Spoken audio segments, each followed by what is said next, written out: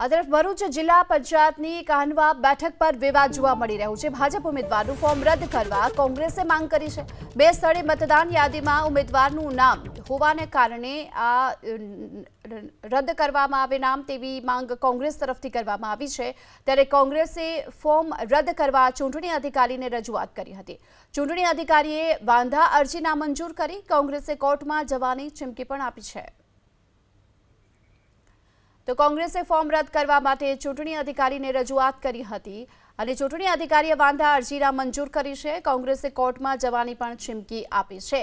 ત્યારે કાહનવા બેઠક પર વિવાદ થયો છે। ત્યારે ભાજપ ઉમેદવારનું ફોર્મ રદ કરવા માટે કોંગ્રેસ માંગ કરી રહ્યું છે।